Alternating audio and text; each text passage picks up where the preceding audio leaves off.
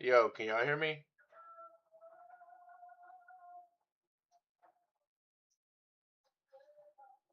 Yo, can y'all hear me? Yo, can you hear me now, baby girl?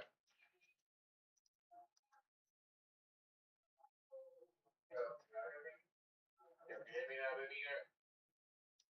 Word, word, word, word. Yeah, word, word.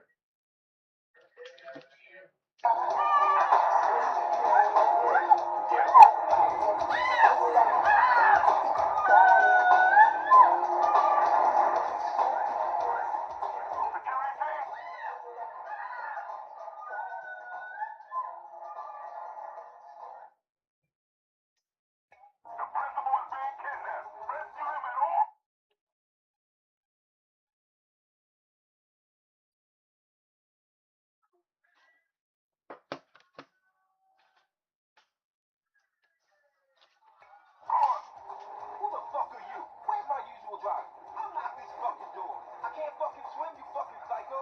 Ah, so I've heard. What you want, money? I got bitches. Laws, you fine bitches. Hey, they'll do anything you want. You want a record contract? Man, I can make any fool a superstar. I want people in this town. Powerful people. Dangerous motherfuckers. You Grove Street fam? I know ballers OGs. We like brothers. The fuck you up so fast?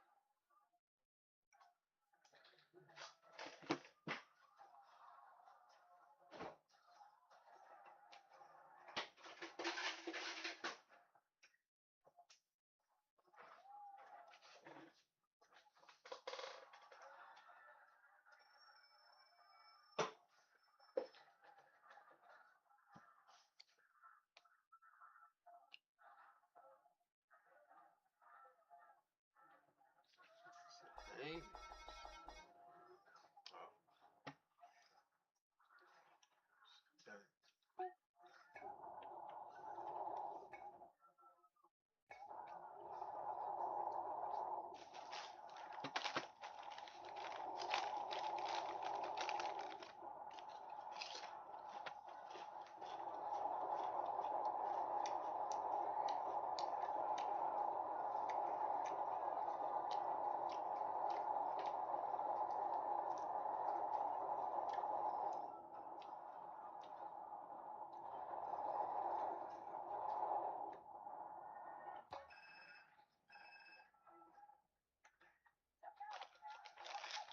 What's happening? Don't try to hit me up with that ghetto babble, boy. Officer Timpton, how'd you get my number? Ways and means, you piece of shit. You been trying to avoid me? No, sir. I've just been busy, that's all. You're not busy unless you're doing something for us, you understand? Yeah, loud and clear. Nice to hear, Carl. Call in to the donut place in the middle of market. We need to talk.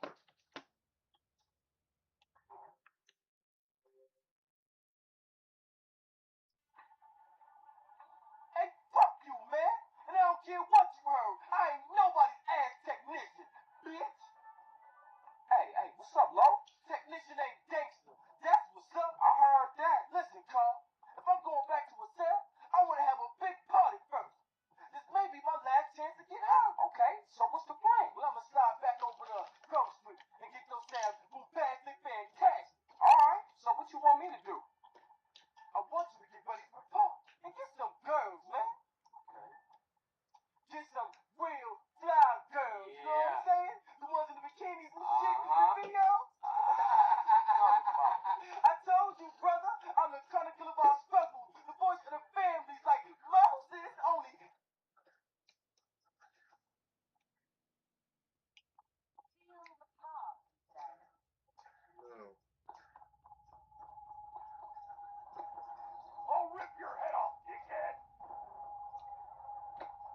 shit back, actually.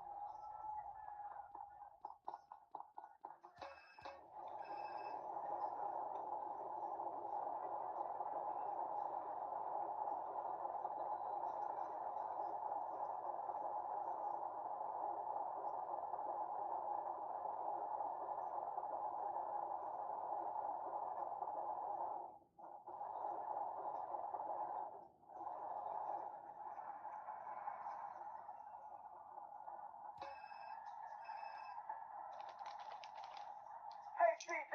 Oh, what up, G? Hey, Lo. This party is jumping. We got a gang of crazy ass bitches in the house. You coming over, homie? I don't know, man. I have plans tonight. But we had a big disaster. I won't be ready. My mic's broken.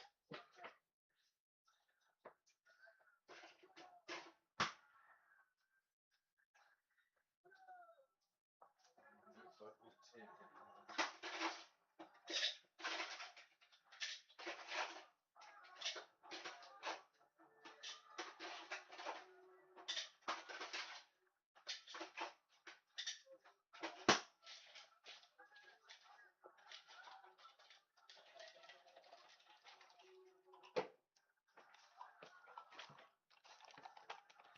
Ah, okay. I'm gonna come over right now then.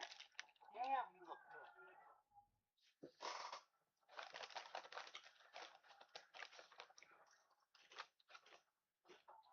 Hey, Carl Johnson. CJ.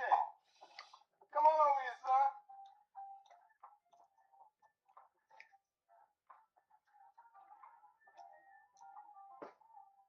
Move over. Let it sit down, asshole. So you finally found time to drop by. Man, I've been busy. I've been burying my moms, man. Sounds like a fucking excuse to me. Officer Pulaski thinks you're trying to screw with us, Carl. Let me get this straight. We own you. You're ours. We can shit on you from such a height, you'll think God himself is crapped on you. You understand? You better fucking understand. Yeah, you better have. Time to go to work, CJ, and earn your freedom. There's a guy holed up across town. You got that address, Pulaski? Another gang banging, drug pushing, cop killing bitch just like you. We don't like him, and you don't like him. Now you make sure he never leaves the neighborhood, not even in a box.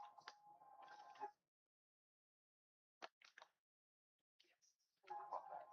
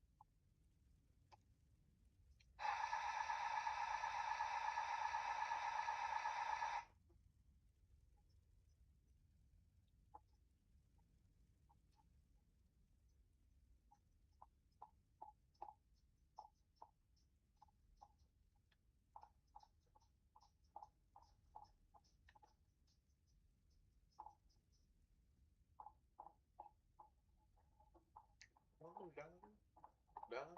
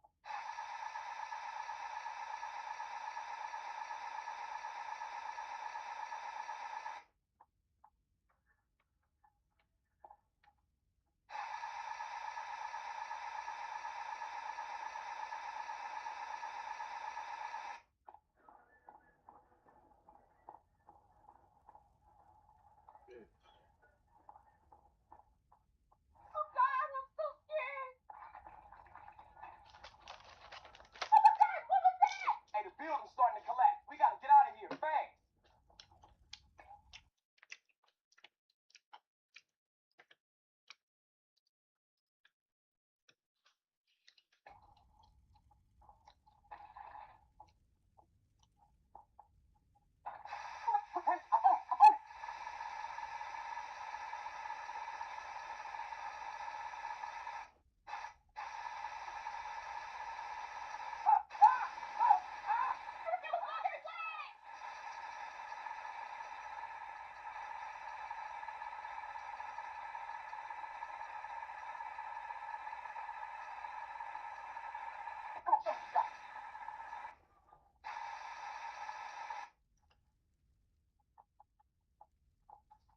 Stay back, I got it.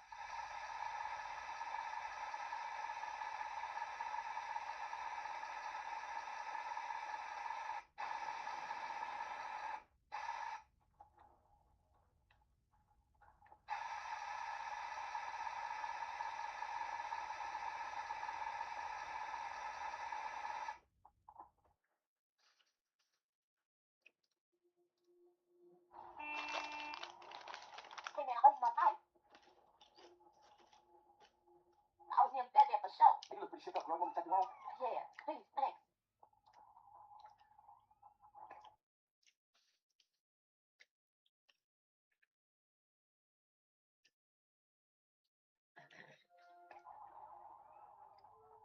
What you trying to do?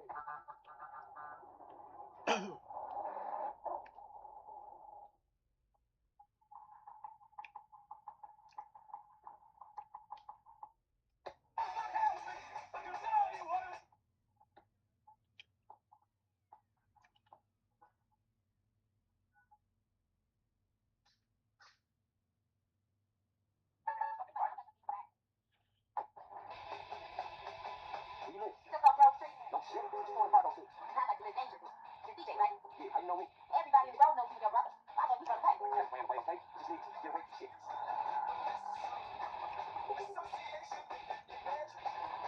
This is my place. Hey, what's your name? Denise Robinson. Give me a call sometime. So I know something. Yeah, I like that. Okay, I'll catch you later, DJ.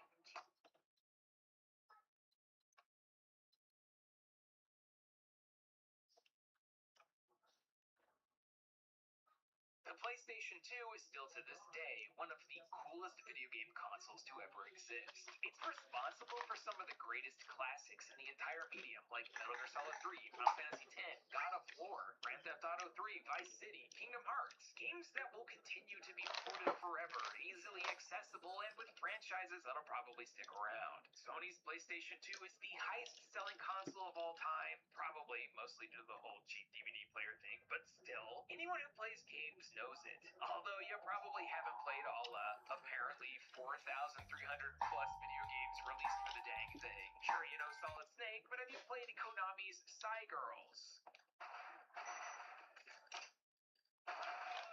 Yeah, probably not.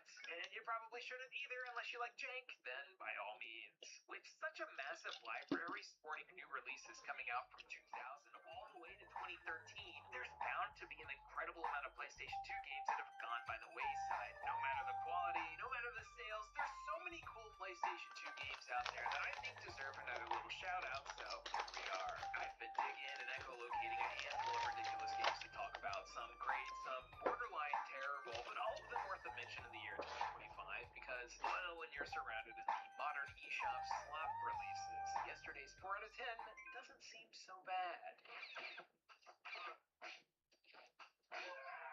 So yo, it's Austin, and today we're going to be talking about some cool PlayStation 2 games. Potentially Volume 1. I mean, look, we've got over 4,000 video games in this category alone, so if you want to just hear me kick back and ramble on about 20-plus-year-old video games, let me know in the comments, or maybe drop some suggestions, you know? Hopefully I've already gotten to them, but surely I've missed something that was a central part of somebody's childhood, so always looking out for more stuff. I feel like with a video like this, I don't need to say that God of War is cool. I'm sorry about that. Like, everybody knows that. However, I think that it would be fun to highlight some of the obscurities over the last 20 years. For example, follow up to PlayStation 1's Viv Ribbon. Viv Ripple, the Japanese-only sequel to Viv Ribbon, the Japanese and European exclusive. North American audiences collectively go, whoa. What? Viv Ribbon was this northern game made by Nana Onsha, the people behind Parappa the Rapper, that was a borderline tech demo. This here's Viv Reach runs through courses created by music. It's like a proto-audio serve. You can even import music to run through stages with. Building talents? Sure. Well, 2004's Viv Ripple is another, tech demo-y type of deal. Instead of racing along courses, everything's onto a giant trampoline where you jump onto random images looking for hidden objects based off the color of the picture. And you gotta avoid the dreaded Unchi. Yeah, it's not very difficult. I don't know if I can say Viv Ripple is very good, but similarly to the original, you can load in your own content, and if you ever wanted to bounce onto an image of Suikoden 2's cover, you can.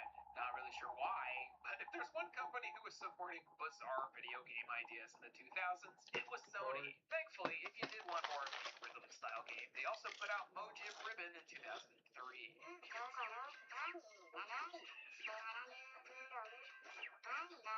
I have no idea what's going on, but his face is literally on TXT. Speaking of Sony, I've mentioned it before, but Bombastic is still pretty obscure. Here's a bit of a puzzle game, the Sword for PlayStation 1, and something you tend to remember a lot. The punishing variety. You rush forward on dice, make things blow up, and each dice has certain effects based on what it's touching. There's a lot, and Bombastic gives us a full quest mode. It takes some getting used to, for sure. I don't even think the narrator in the tutorial knows what's going on. Damn, man, this is horrible. That dude needs some work, man. Hell shit. Bro, fellas. Hey, what's up with you, baby? So you back on the block, huh? Hell yeah. You're a real killer, huh? What are you doing today, huh? Stop him out, man. Relax, We all man. already know that. And it's great for some 5-player multiplayer action. Hey. It's a The ball is possibly about to run up. They're headed up here right now. Looks like you got them balls against the wall, huh? Hey, CJ, strap up. PlayStation 2 has no shortage of bizarre puzzle games. We've got a whole bunch more like Tokobot Plus, Mysteries of the Karakuri.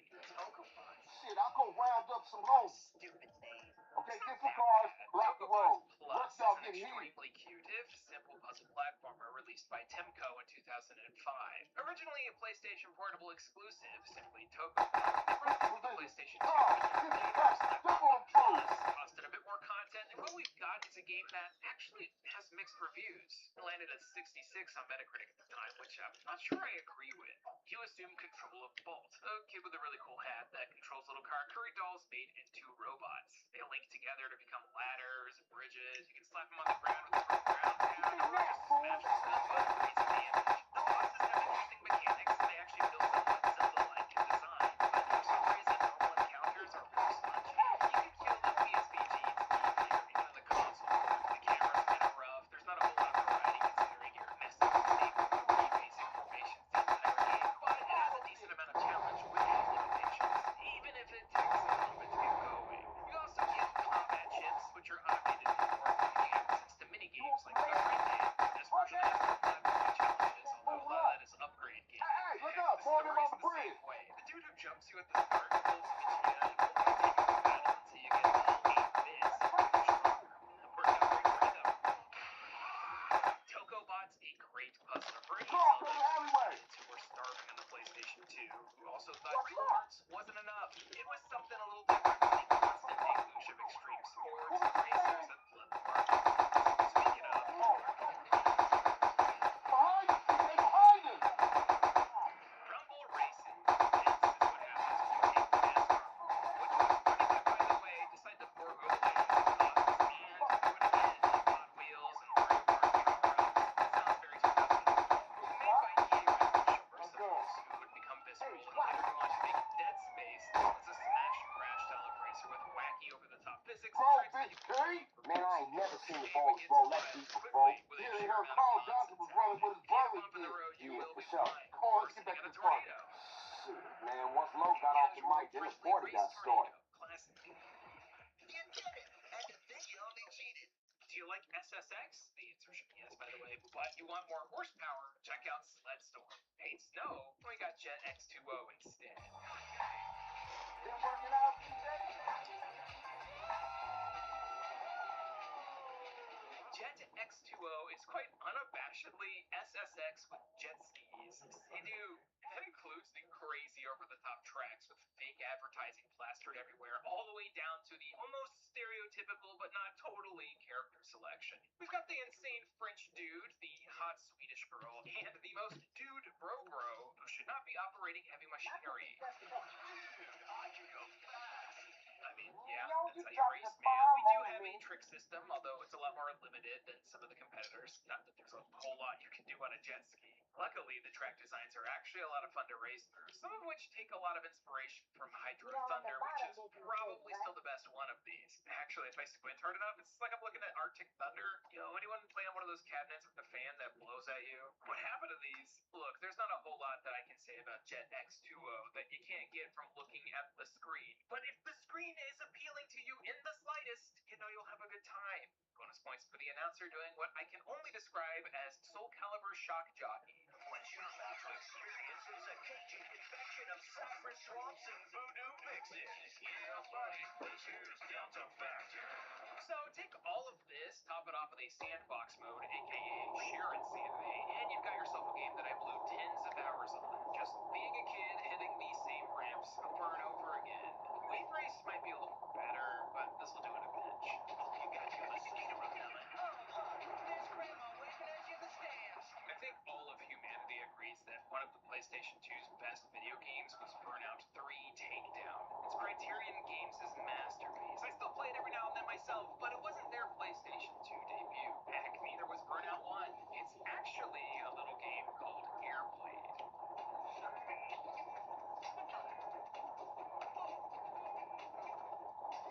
Airblade. Very unimpressive cover that was published by Sony in Europe and Namco in the States. Despite what it looks like, it's not a straight-up Tony Hawk clone. There's a focus on platforming. You're swinging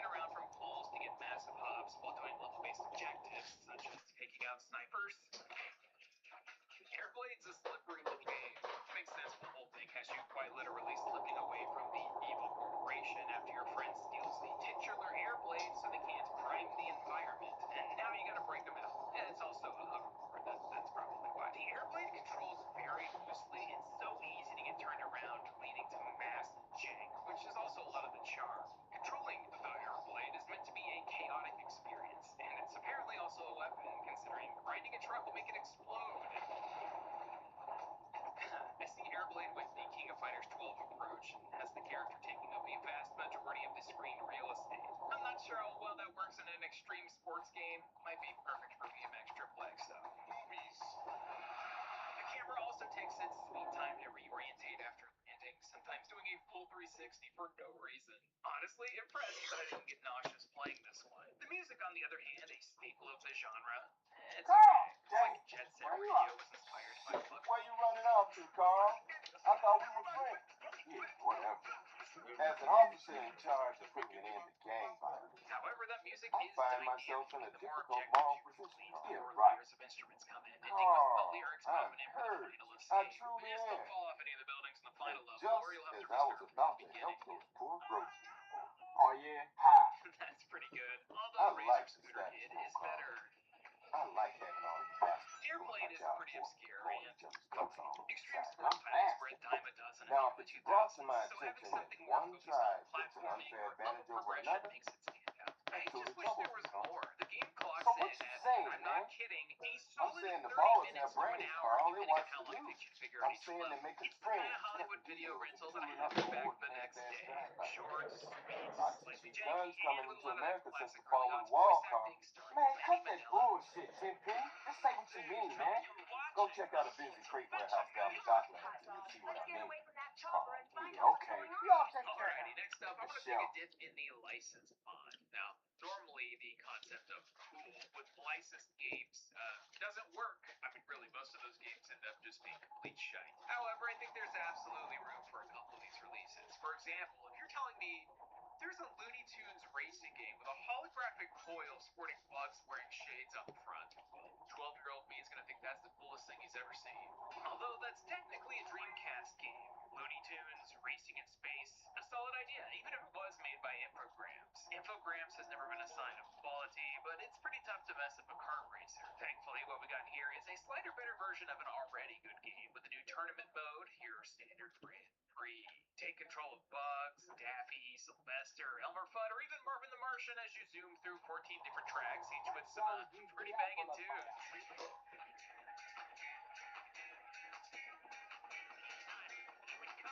Space Race is a little basic by today's standards, and also lacks some of the fun drifting you'd see in like Crash Team Racing or Mario Kart 64. You've got a small array of item pickups, and the main boosting mechanic has you grabbing 5 cans of fuel to stock up on for a singular boost. The levels have a lot going on, and while it's nowhere near as good as the previously mentioned, it definitely looked great and was better than a vast majority of licensed kart racers of the time, like Super Bombad Racing.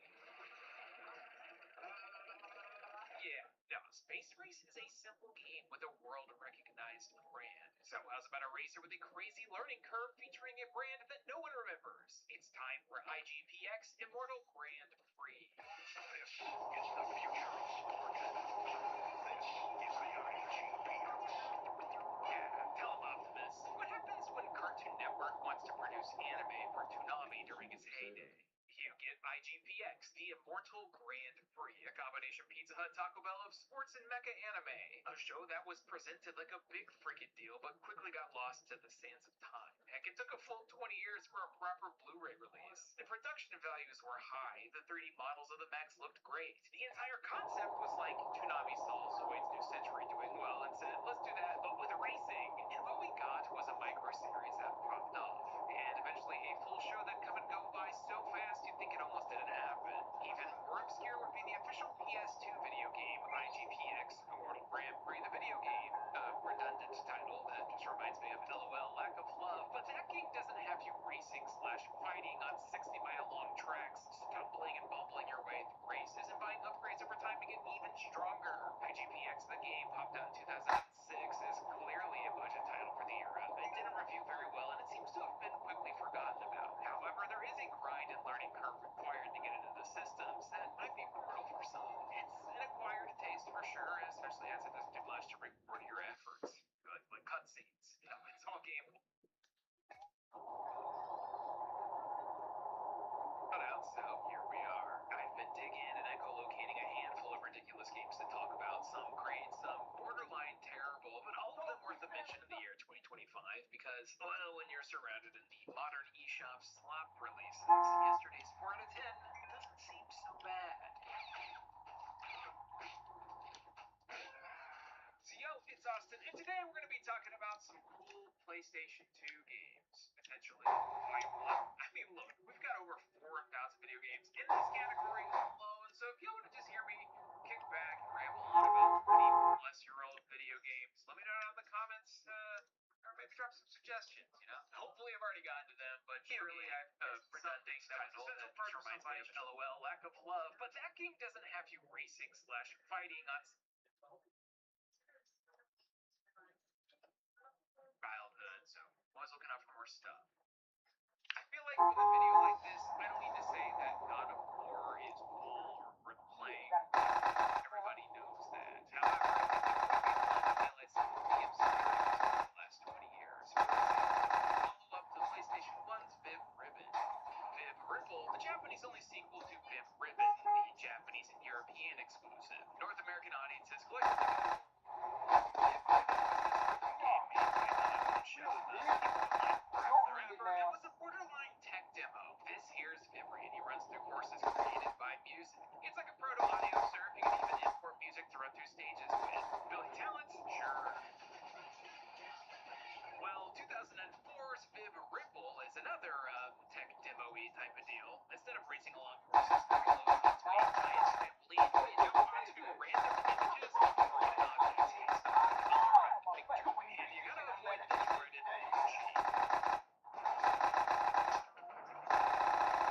Yeah, it's not very difficult. I don't know if I can say Viv Ripple is very good, but similarly to the original, you can load in your own content, meaning if you ever wanted to bounce onto an image and tweak it into its cover, you can. I'm not really sure why, but if you're one company who's supporting bizarre video game ideas, it was somebody. Thankfully, if you did want more of the style game, they also put out Mojib Ribbon in 2003.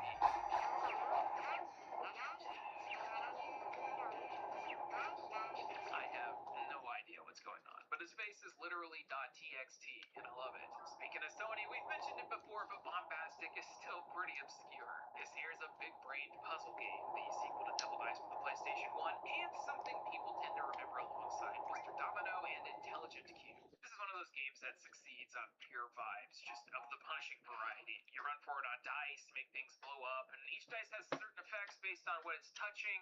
There's a lot, and Bombastic gives us a full quest mode. It takes some getting used to, for sure. I don't even think the narrator in the tutorial knows what's going on. If you move this die in line with the red arrow, right there it goes. The top face did this too, even if the die's position changes. Huh? I didn't know that. Shouldn't you know that? Bombastic is really cool. Some of y'all already know that. And it's great for some 5-player multiplayer action, even if it's a cluster.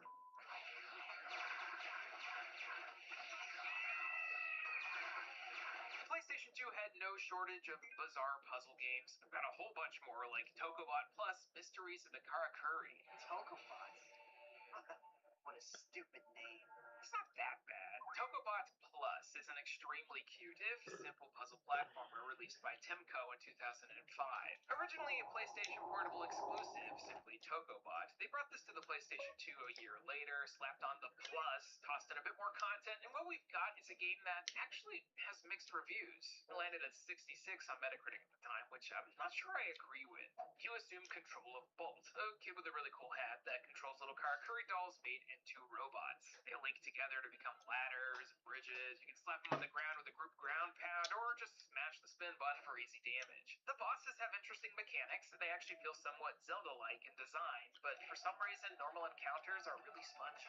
You can feel the PSP genes deep here, even in the console port. The camera's kind of rough. There's not a whole lot of variety considering you're messing with the same 3 basic formations the entire game, but it has a decent amount of challenge with those limitations, even if it takes a little bit to get going. You also get combat chips, which are automated in the port that'll give you access to mini games like a crane game. This version has more platforming challenges, although a lot of that is upgrade gated. Heck, the story's the same way. The dude who jumps you at the start pulls a Vegeta and won't continue the battle until you get all 8 bits and become stronger. It worked out great for him. Tokobot's a great puzzler for any Zelda-obsessed kids who were starving on the PlayStation 2, who also thought Dual Hearts wasn't enough. It was something a little different from the constant deluge of extreme sports and racers that flood the bargain bins. Speaking of... Okay, now you have no excuse. Rumble Racing. This is what happens when you take NASCAR Rumble, which was pretty good by the way, decide to forego the licensing costs and do it again. Hot Wheels and Mario Kart power-ups. Sounds very 2001. Made by EA Redwood Shores, the folks who would become Visceral and later go on to make Dead Space, this one's a smash and crash style of racer with wacky over-the-top physics and tricks that you can pull off for boosting. This game gets wild quickly with a sheer amount of nonsense happening. If you hit a bump in the road, you will be flying or sitting on a tornado. A casual, friendly race tornado. Classic. You did it! And to think you only cheated. Do you like SSX? The answer should be yes, by the way. But you want more horsepower? Check out Sled Storm. Hate snow? We got Jet X2O instead.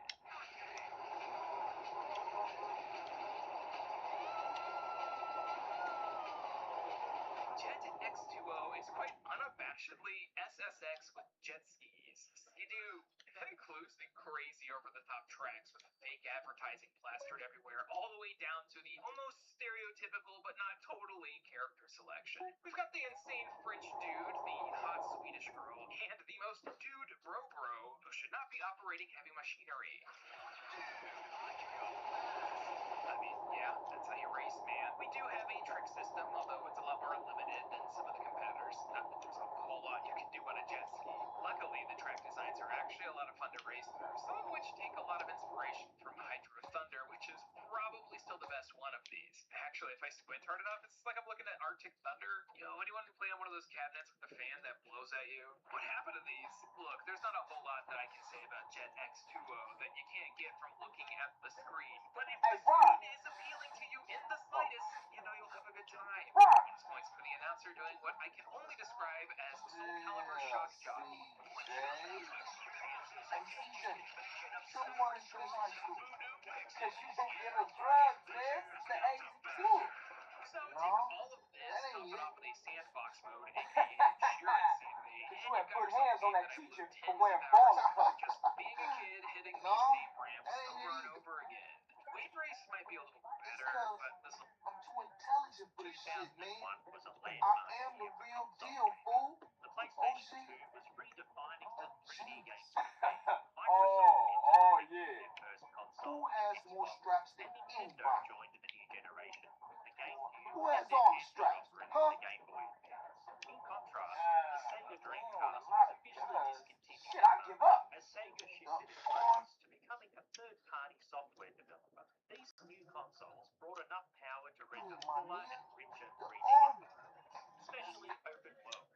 And while franchises like Driver and Shenmue pushed third-person 3D design forward, DMA Design and Rockstar Games Cut out my wanted face. to expand what they Come created on, with man. Grand Roster. Theft Auto titles, which were top-down, open-ended crime sandboxes built inside a 3D engine.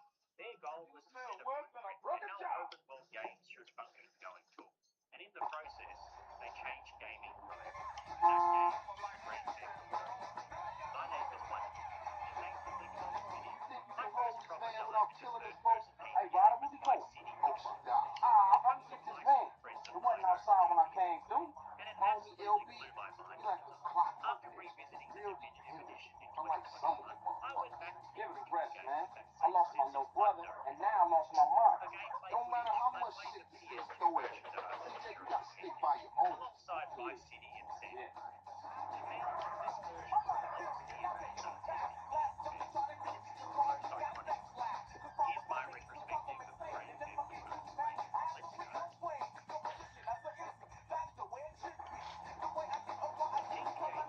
developed by DMA Design, a studio based in Dundee, Scotland, that relocated to Edinburgh prior to the game's release. The core team consisted of around 23 staff, many of whom had worked on space stations, Philippines, and GTA 2, and they collaborated closely with Rockstar Games. The team included Dan Houser, who co-wrote the story, and his brother Sam, who served as the game's executive producer. DMA had already experimented with crash technology, body armors, and space stations at the time, and that experience proved invaluable. After releasing GTA 2, DMA initially decided not to continue the series, and instead began developing the Godzilla-based game. Around the same time, the first tech demo of what would eventually become GTA 3 was created on the Dreamcast in 1999. The game was even planned for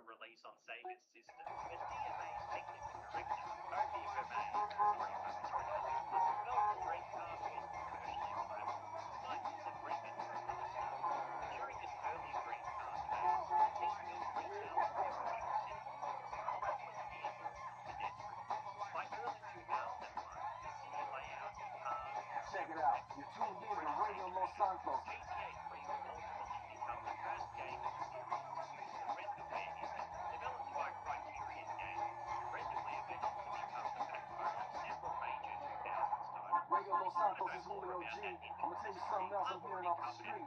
Grove Street family, they're on their way back up in a big way. They took over the whole neighborhood. Now they're cleaning the whole shit up. They ain't playing, man. I'm really glad to hear that. Keep that shit off my street. That's what I want to say. Make sure you get the right bad guy, homie. Don't mess with me, because I'm just trying to play that music that people love, man. Radio Los Santos, we coming back. Removed entirely out of respect for the trend. On October 23rd, 2001, GTA 3 was released on PlayStation 4.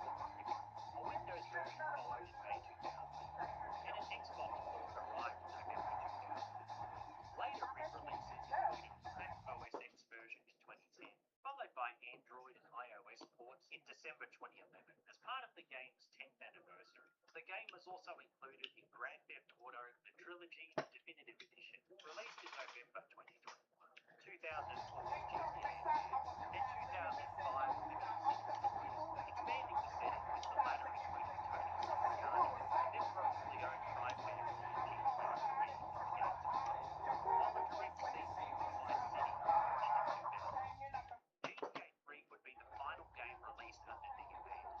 Before they were renamed National Guard Depot. upon release, Man, this shit GTA look 3 real received serious. widespread critical acclaim. Are we up to Reviewers this? praised its National gameplay, Guard, sound fool. design, and immersive Weekend motion. soldiers. Ain't It no earned match for numerous Grove Street accolades OG. from gaming publications, and is widely regarded as one of the most influential titles of the sixth generation, and one of the greatest games of all time. It became the best-selling game of 2001, and one of the PlayStation 2's biggest hits, selling nearly 15 million copies.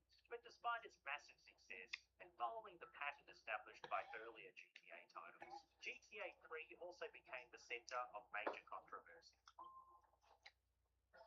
Hey, stop where you are!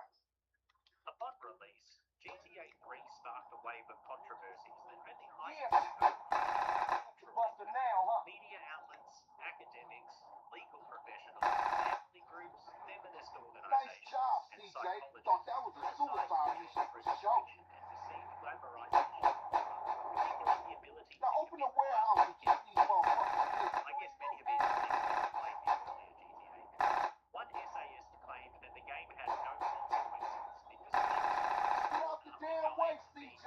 Get out the damn way, CJ. players experienced an adrenaline very pearl clutching. In my home country of Australia, the opposite of military classification. I'll watch y'all backs while you use the forklift to collect the truck. Classification available at the time. After a review, the game was Okay, homie, let's load this shit sexual up. content and the ability to attack ladies of the night, especially after paying for their services and then killing them to retrieve the money. Performing such acts would also increase the player's health, offering an incentive for doing this, which the OFLC also objected to. Take-Two Interactive appealed the decision, but the ban was upheld, leading to a modified version with sexual acts removed. This revised version once again received an MA15 plus rating and went back on sale. And for the record, my copy is the pre-ban version, and it still includes the content the OFLC objected to. Australia wouldn't adopt an R18 plus classification for games until many years later. GTA 3 was officially re-rated to R18 plus in 2019, citing sexual activities related to incentives and Shit, CJ. the Shit. game was pulled from shelves in the Kanagawa Fuck you, asshole. in sales once the ban was lifted. In the United States, Walmart introduced an age verification policy, checking ID for anyone who appeared under 17 when purchasing M-rated games like GTA 3. Dan Houser later stated that while the team knew the game would cause offense, it was never marketed for exploitation. Producer Leslie Benzies argued that the game was exaggerated, meant to be humorous rather than realistic. GameSpy labeled GTA 3 as the most offensive game of the year. It's too many damn weekend soldiers. Kotaku, for example, noted that the game doesn't actually reward players for committing crimes proficiently. The most infamous controversy occurred on June 25th, 2003, when teenage stepbrothers William and Josh Buckner shot at motorists in Tennessee, killing 2 people. They told investigators they retrieved rifles from a locked room at their home and began shooting at trucks, claiming they were inspired by GTA 3. The $246 million lawsuit, led by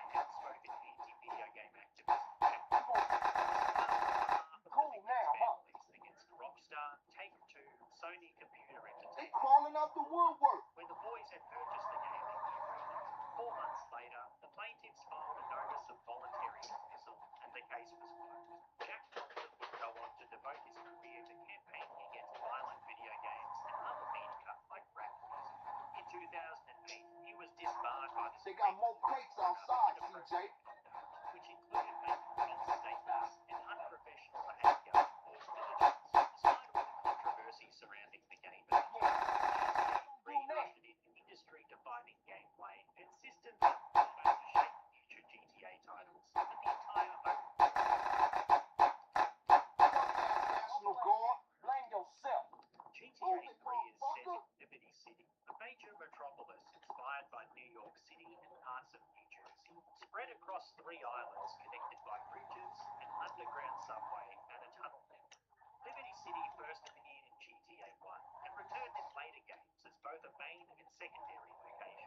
The islands, Portland, Staunton Island, and Shoreside Bay, each have distinct districts and identities. I'll go deeper into their level design in the next chapter.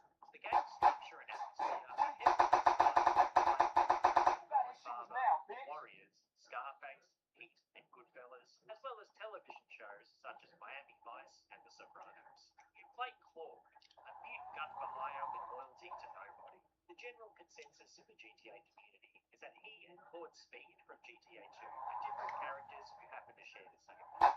GTA 3 opens with its iconic piano theme, which your girlfriend Helen cartel betrays you during a bank robbery escape, shooting you and another accomplice before fleeing with Miguel. Claude is arrested and put on a prison bus bound for incarceration. The convoy is ambushed on the Callahan Bridge by the cartel, who destroy the bridge while freeing another prisoner known as the Old Oriental General. Claude and 8-Ball escape to a Portland safe house in the preparing to take results for the Leone Mafia, the Yakuza, corrupt cop Ray Bjskee, deranged media mogul Donald Lowe, and eventually the Yakuza again, before Claude finally gets his revenge by shooting down Catalina's helicopter with a rocket launcher. He rescues Maria in the finale, and whether he kills her afterwards remains vague. Personally, given Claude's cold demeanour and the fact Maria's antics got him marked for death by the Mafia, I'll lean towards yes. As a fun aside for Come on, CJ, Maria we is got widely enough. believed to be inspired by CJ, get up front, drive us out of here. also died off screen, making this one of many pop culture nods scattered throughout the game. Finishing the story unlocks your final save house, which is a garden, as well as access to Rhino, LB got us a spot in Willowfield. This game. Damn, man, these idiots just don't give up. What's happening back there? These part-time soldiers got a chip on their shoulder. Nice rhymes, man. Hey, we real heavy. Toss some crate. All right, check it out. Sound the horn, I'll throw a crate out. Span everything from assassinations, vehicle thefts, escort missions, base defense, and even simple retrieval. There are also 17 missions, delivered by paper, as a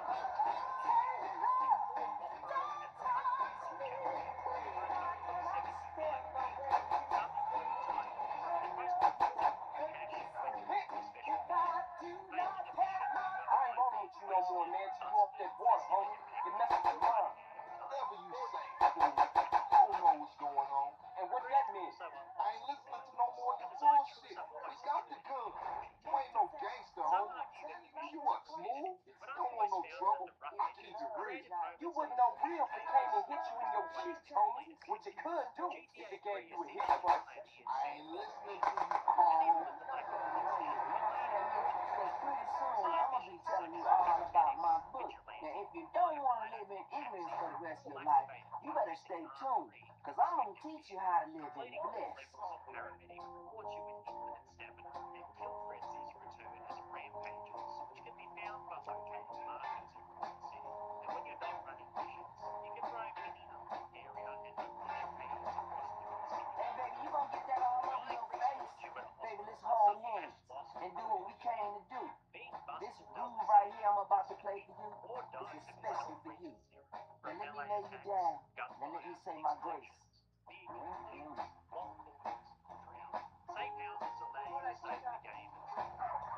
Income can also be earned from That shit was completing tight. stealing or Man, destroying that shit was shit. or collecting the 100 and every So 10 you packs down for the homies, but all you do is bonus complain. items and safeguards. An in-game pager shows you messages such as new mission locations and any new items available at that location. The game features a simple but effective mechanic. Weapons and armor are purchased at that location or from specific NPCs later in the game. Pay and spray garages repair and repaint vehicles, and Eightball's Bomb Shop is a spiritual successor to similar outlets in earlier titles. Future games would expand the economy with items like clothing, property, and vehicle purchases. But GTA 3 established the foundation for these systems in a fully 3D space.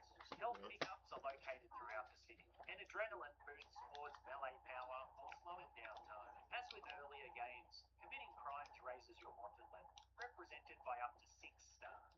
Police, SWAT teams, and eventually the feds pursue you with increasing aggression. Police bribes reduce your wanted level by 1 star, and completing missions means wanted levels gain during them, sometimes leading to amusing glitches as pursuing police abruptly disengage. Ward can walk, jog, and sprint, though his stamina depletes quickly. He can fight with fists, melee weapons, explosives, and firearms ranging from pistols to flamethrowers. Unfortunately, combat is one of the weakest parts of the game. Auto aim can be stubborn, shooting while moving is unreliable, and these issues caused plenty of wasted sprint. Vehicles include sports cars, trucks, vans, SUVs, taxis, buses, and emergency vehicles. Boats can be complicated, including police vessels armed with machine guns. The only flyable vehicle is the small infant Dodo, which can achieve short flights and serve as a bridge for vessels coming from Vice City. Helicopters appear in some areas, but they can't be used. Lord can ride the above-ground L train and later the underground subway to travel with it.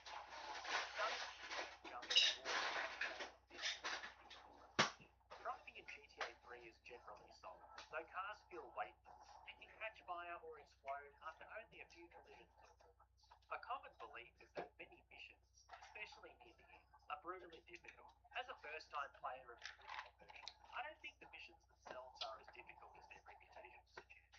The real challenge comes from janky combat and fragile vehicles, which create artificial difficulty rather than intentional design. Once I learned each island layout, like where the nearest ammunition and pay and spray was, I found later missions like the notorious Espresso to Go much more manageable. In that mission, the timer only starts when you destroy the first stand, which gives you the opportunity to scout Liberty City from below and mark each stand on the map.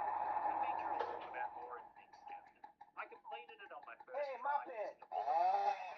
which I kept for the rest of the game to avoid dying to enemy cover.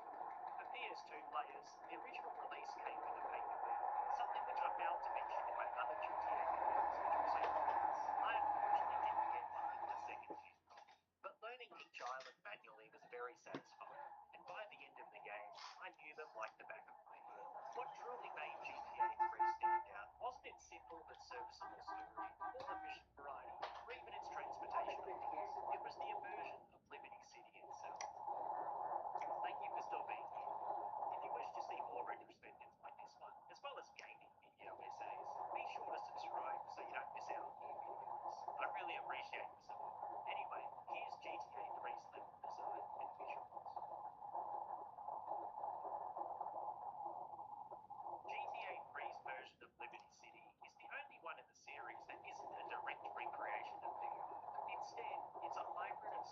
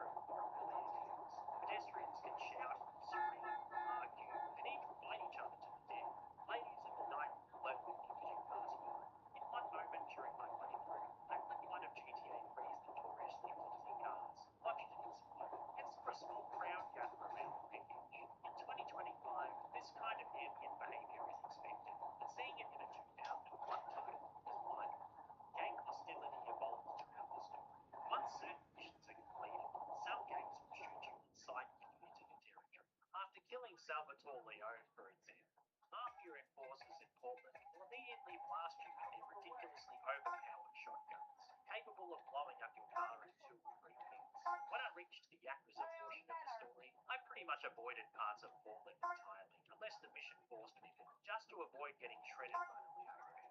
The game takes GTA 2's respect system, but removes the numerical tracking, which I actually think gives the world more personality. As expected from Rockstar, GTA 3 satirizes American culture with countless tongue-in-cheek references to pop culture and exaggerated stereotypes. Billboards parody movies like Goodfellas, and company names double as innuendos, such as the security firm Group 6. Visually, the game looks solid for a 2001 PS2 release, and the light trails and optional effects you can toggle in the pause menu give the world a distinctive early 2000s aesthetic.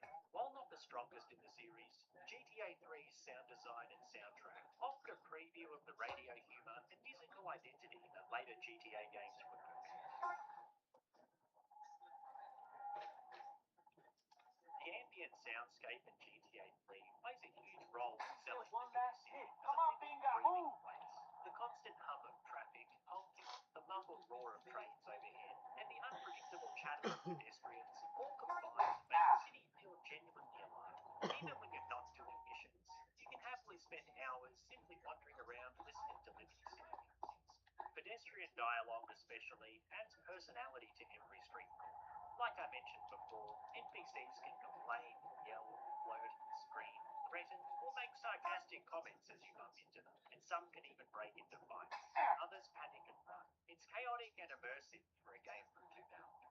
One of GTA 3's most forward-thinking decisions was hiring screen actors where many appeared in the very crime films that inspired the game. Frank Vincent from Goodfellas and The Sopranos voices Salvatore Leone. Joe Pantoliano, also from The Sopranos, portrays Luigi, your first story contact.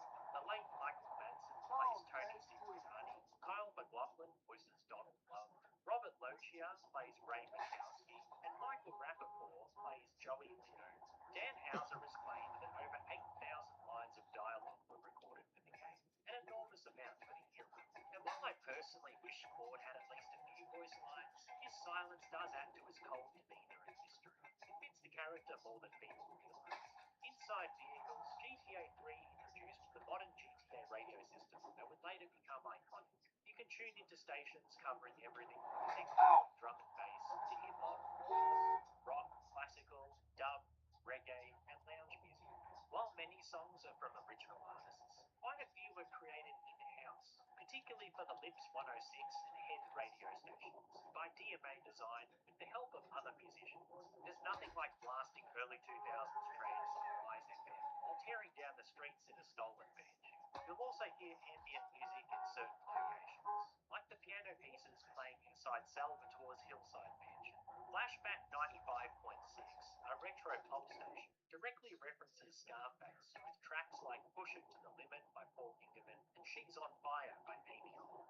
On Xbox and PC, you could even create your own custom radio station called CD Changer on Xbox and MP3 player on PC, something I wish more modern GTA games still offer. And of course, there are many commercials satirizing American culture in between radio segments. The soundtrack is limited compared to later games, and you'll hear the same songs repeatedly, but the fact that stations pause exactly where you left them when you exit a vehicle was a clever touch and surprisingly forward-thinking for 2001. This was also the game where Laszlo Jones made his series debut, hosting Chatterbox FM as a fictionalized version of himself. I spent a lot of my playthrough listening to his chaotic callers, Liberty City's most colorful characters, rant about everything, conspiracies to failed relationships. One caller, James, complains that nobody in Australian America. Fuck the Only for ballers. Laszlo to flatly reply that he's never heard of it. Moments like Laszlo's awkward run-ins with recurring radio personality Fernando Martinez genuinely made me laugh out loud. For a 2001 game, GTA 3's sound design wasn't just functional, it was foundational. It set the blueprint for the atmosphere, radio culture, voice talents, and satirical humor that would define the series moving forward. Despite its issues with fragile vehicles and funky combat, I genuinely loved my time with GTA, and its impact on the industry is undeniable. Grand Theft Auto 3 didn't just redefine its own series, it reshaped the entire landscape of modern gaming. Before its release, open world games Hey there. but no Hey, girl. level of immersion. Can we go get something to Liberty eat? City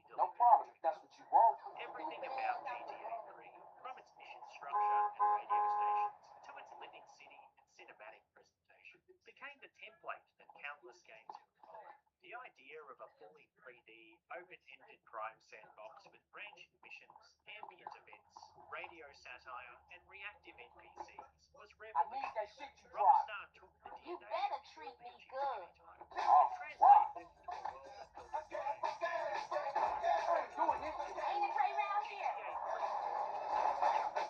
3 events of the DNA We should go do a drive-by. If you want to, I'm down. the game still embarked on turning into the storytelling.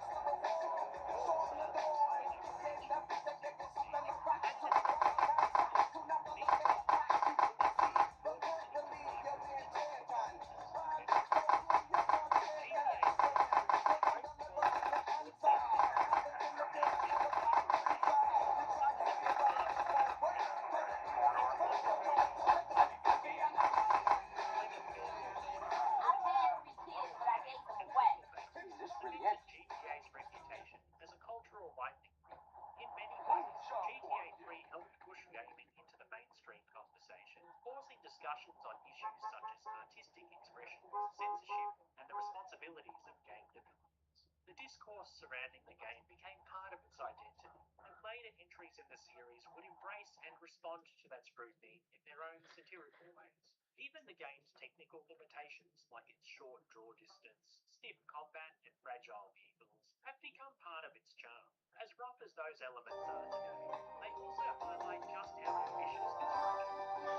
The foundation Rockstar North laid with GTA 3 was so strong that the studio would spend the next decade iterating on systems first introduced. Most importantly, the game still holds up as historical feats.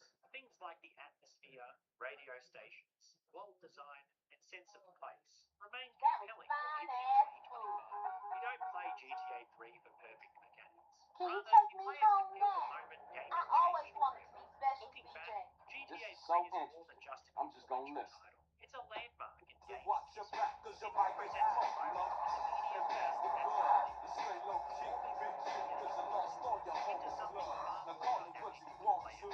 You And fuck for a with me, studio love that you just so much that I fuck with you. that's the cheat. Can't be Yeah. And for me, Stop the fucking rap style.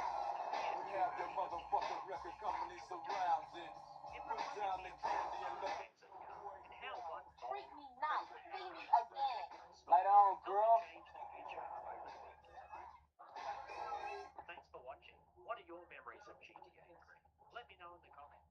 Watch If you out, man. enjoyed Who this you video, fucking for? be sure to give it a like and subscribe to the channel so you don't miss out on upcoming content. And by the way, if you're planning to grab your next PC game bundle, consider checking out Fanatical. They offer officially licensed Steam keys, often with serious discounts. You can use my affiliate link in the description. It won't cost you anything extra, and it directly supports the channel so I can keep making videos like this. Thanks as always for your support. Thanks also to my current channel members for supporting me. There are links to this and my Ko-fi donation page in the video description. My name is One Kim, and you have a good one. Bye.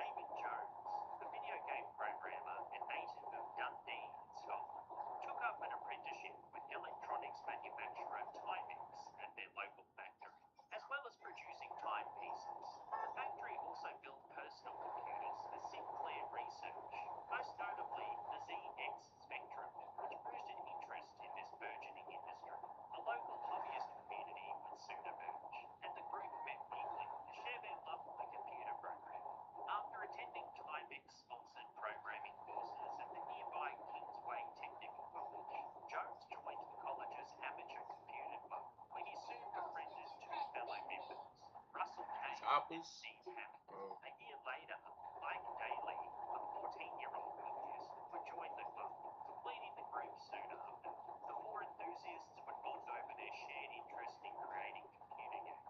Over the next 2 years, the group split into pairs to develop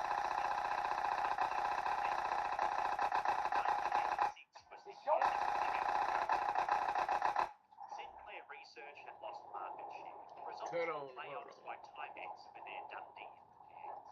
Jones accepted a voluntary redundancy, and after enrolling in computer science at the Dundee Institute of Technology, the original game joined its computer club. Jones founded his own development studio called Acme Software. He signed a 6-game publishing deal with British game developer Psygnosis. After several name changes and a 15-month development cycle, Psygnosis would release 1988's Menace, a horizontal scrolling shooter, titles like Gradius.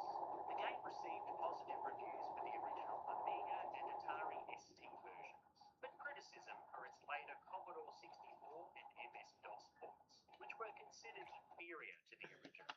The company would be renamed DMA Design shortly after Menace's release, with Daly being Jones's first hire in 1989. The rest of the game followed soon after. 1989 was a busy year for the fledgling Scottish studio, with the release of the MS-DOS port of futuristic sports title Ballistics, the PC Engine port for platformer Shadow of the Beast, and an original title called Blood Money, a side-scrolling shooter. DMA's first office was located in Dundee, above a former fish and chip shop owned by Jones's father-in-law. This resulted in the company expanding their workforce and hiring many students for part-time roles. A programmer and artist who were working remotely from Edinburgh began experimenting with character designs from the delayed title Walker.